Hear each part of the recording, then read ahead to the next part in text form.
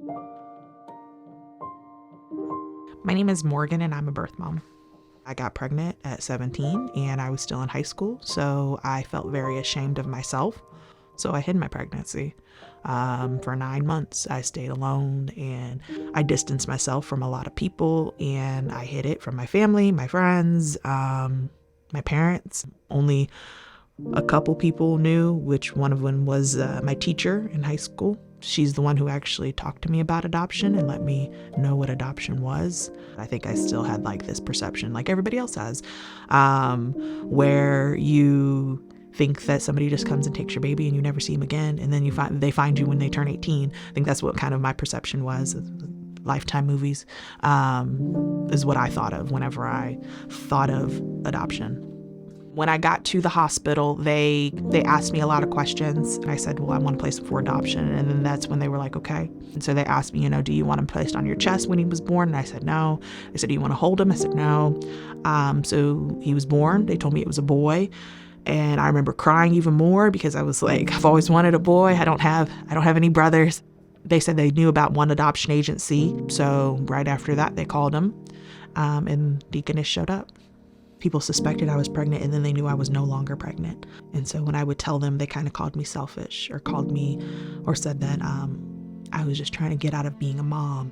And I was tell them, no, I'm not. I made this decision for him because I wanted him to have a life that I couldn't give him. I wanted him to have the best life. So I chose adoption so that this 17-year-old girl could grow up and be the person that he needed. So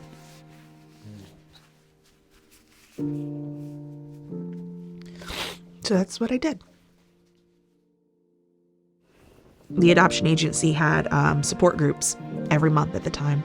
And so I would go, and I felt not alone anymore. There were people around me that understood what I was going through and could understand my emotions. And I didn't feel alone. I didn't feel judged.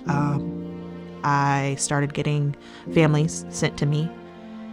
I guess I was looking for a flaw because I was like, well, maybe if I find a flaw, I don't have to do this. I can just bring him home with me and we'll figure it out from there. But I couldn't find any flaws in them. I was like, they're wonderful. And we met. And again, I left and I was like, they're perfect. It was like, they're absolutely amazing. It never felt like they were strangers. They asked me if I wanted to come to his first birthday. And I was so excited. At the time, I would just sit there and I would just watch him. Just for a moment, I got to be a part of their lives. And it was literally like the best thing in the whole world. So he's always known me as his birth mom. He's never known me as anything else. After I placed my son, I said, I want to help the world. I want to help change the world in every way that I can. And so I decided I wanted to be a social worker. I wanted to work with pregnant women, pregnant teens specifically. I feel like they get this stigma and this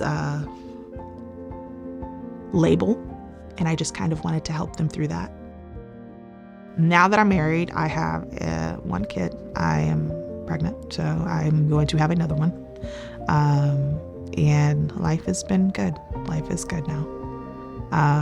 I still see my son as much as I can. It's not as often because he's getting older and he has a life.